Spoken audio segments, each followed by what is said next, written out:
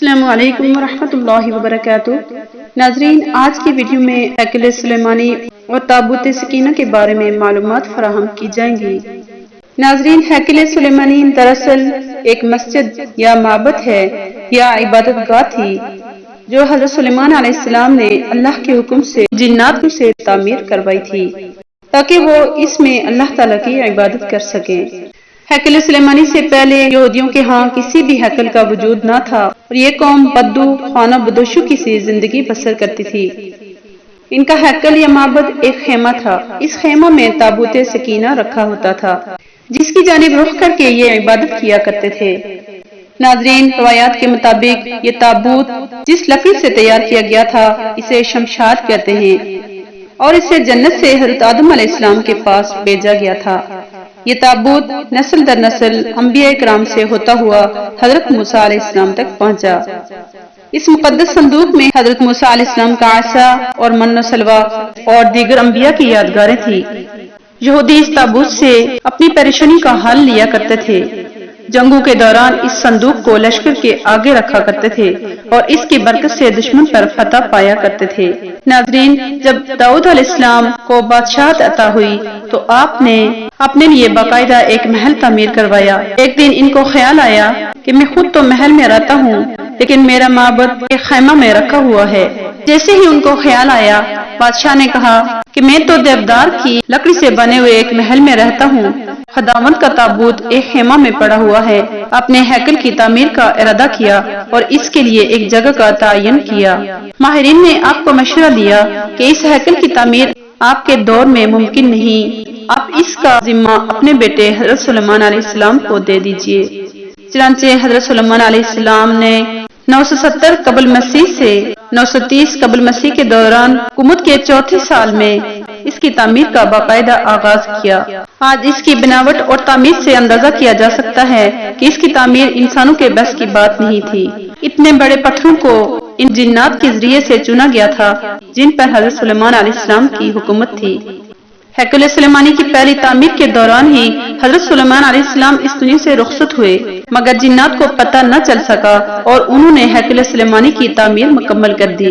ناظرین، یہ واقعہ آپ نے پہلے بھی پڑھا ہوگا کہ اللہ تعالیٰ نے حضرت سلیمان علیہ السلام کی روح دوران عبادت قبض کر لی تھی، مگر اس کی صورت ایسے بنی کہ آپ ایک لکڑی پر سر رکھ کر عبادت میں مصروف ہو گئے اور اس لکڑی کے سہارے سے یوں لگتا تھا جیسے آپ عبادت کر رہے ہیں جبکہ آپ کا انتقال ہو چکا تھا۔ بہرحال یہ ہیکل یا مسجد بہت وسیع اور عالی شان تعمیر کی گئی تھی۔ حضرت سلیمان علیہ السلام کے بعد اس مسجد اس ہیکل کے 3 حصے کر دیے گئے۔ بیرونی حصہ میں عام لوگ عبادت کیا کرتے تھے، اس سے اگلے حصہ میں اولیاء کرام جو انبیاء کی اولاد میں سے تھے وہ عبادت کیا کرتے تھے، اور اس سے اگلا حصہ جو بہت ہی مقدس سمجھا جاتا تھا اس میں تابوت سکینہ رکھا گیا تھا۔ اس حصے میں کسی کو جانے کی اجازت نہیں تھی سوائے بہت بڑے عالم پیشرو امام کے۔ ناظرین، وقت گزرتا گیا، بنی اسرائیل میں بہت سے پیغمبر بھیجے گئے لیکن یہ قوم بد سے بدتر ہوتی گئی۔ یہ کسی بھی صورت میں اپنے گناہوں سے توبہ کرنے یا اپنے آپ کو بہتر کرنے کے لیے تیار نہیں تھی۔ یہ وہ لوگ تھے جو اللہ کی عبادت بھی کیا کرتے تھے اور دوسری طرف اللہ کے احکامات کی نافرمانی بھی کیا کرتے تھے۔ ان کے پاس بہت سے انبیاء بھی بھیجے گئے مگر یہ قوم سدھرنے والی نہیں تھی، حتیٰ کہ ان کی شکل بندر اور خنزیر میں بھی تبدیل کر لی گئی، مگر پھر بھی یہ گناہوں سے باز نہ آئے تو اللہ تعالیٰ نے ان پر اپنی لعنت بھیج دی۔ 586 قبل مسیح میں جب بخت نصر نے ان پر حملہ کیا تو ان کا ہیکل مکمل طور پر تباہ و برباد کر دیا۔ ہیکل میں سے تابوت سکینہ نکالا اور تقریباً 6 لاکھ کے قریب یہودیوں کو قتل کر دیا اور 2 لاکھ کے قریب یہودیوں کو قید کر کے اپنے ساتھ قابل یعنی عراق لے گیا اور شہر سے باہر ایک یہودی بستی کی تعمیر کی جس کا نام تلبٹ رکھا گیا۔ 70 سال تک ہیکل سلیمانی کا وجود صفحہ ہستی سے مٹا رہا۔ دوسری طرف بخت نصر نے تابوت کے ساتھ بہت ہی بے حرمتی کا سلوک کیا اور اسے کہیں پھینک دیا جس سے اس پر اور اس کی قوم پر اللہ تعالیٰ نے عذاب نازل کیا۔ اور 574 قبل مسیح میں ایران کے بادشاہ سائرس نے عراق پر حملہ کر دیا۔ بائبل کے ولیعہد کو شکست دی اور بائبل کا مکمل طور پر ختم کر دیا۔ سائرس ایک نرم دل حکمران تھا، اس نے تل ابیب کے تمام قیدیوں کو رہا کر کے واپس یروشلم جانے کی اجازت دے دی اور ان کو ہیکل سلیمانی واپس نئے سرے سے تعمیر کرنے کی اجازت دی اور ان کی مدد کرنے کا بھی اعلان کیا۔ 537 قبل مسیح میں اس کی تعمیر دوبارہ سے شروع ہوئی، مگر اس کی تعمیر کے دوران دشمن کی دشمنی کا سامنا کرنا پڑا اور تعمیراتی کام کو جلد ہی روکنا پڑا۔ اس کے بعد حضرت زکریا علیہ السلام نے وہاں کے گورنر اور سردار کاہن یوشع کی حوصلہ افزائی کی کہ وہ دوبارہ سے ہیکل کی تعمیر کریں۔ انہوں نے مثبت جواب دیا اور پوری قوم کی حوصلہ افزائی اور ایرانی حکمرانوں کی مدد سے ہیکل سلیمانی 450 سال کے عرصہ میں 520 قبل مسیح سے 515 قبل مسیح پائے تکمیل کو پہنچا۔ مگر اس بار ہیکل میں تابوت سکینہ نہیں مل سکا۔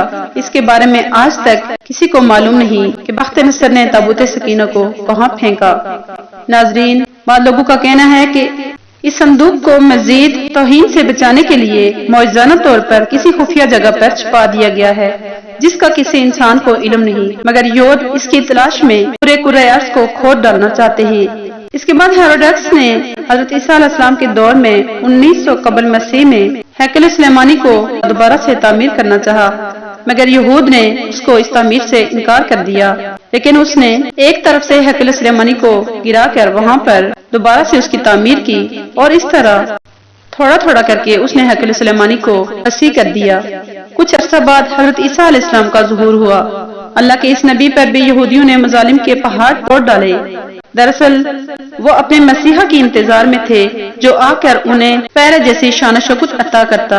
حضرت عیسیٰ علیہ السلام کے مصلوب ہونے کا واقعہ پیش آیا۔ 70 سال بعد ایک بار پھر یہودیوں پر اللہ کا عذاب نازل ہوا۔ اس عذاب کا نام سائٹس تھا جو رومی جنرل بخت نصر کے ظلم سے بھی زیادہ سخت ثابت ہوا۔ اس نے ایک ہی دن میں لاکھوں یہودیوں کو تباہ و برباد کر دیا۔ ہیروڈس کے بنائے ہوئے ہیکل کی اینٹ سے اینٹ بجا دی، یہودیوں کو نیست نابود کر دیا اور یروشلم سے ہمیشہ کے لیے باہر نکال دیا۔ 1916 میں جب برطانیہ نے فلسطین پر قبضہ کیا، ساتھ ہی ایک ناجائز بچے اسرائیل کو فلسطین میں جنم دیا اور یوں اس قوم کو اس بچے اسرائیل کی وجہ سے وہاں پر ایک مرتبہ پھر اکٹھا ہونے کی اجازت مل گئی، مگر یہ قوم اپنی ہزاروں سال پرانی عادت سے باز نہ آئی۔ برطانیہ کے جنم دیے ہوئے اسرائیل تک محدود نہ رہے، انہوں نے قریب کے مسلمان ممالک پر مصیبتیں ڈھانا شروع کر دی۔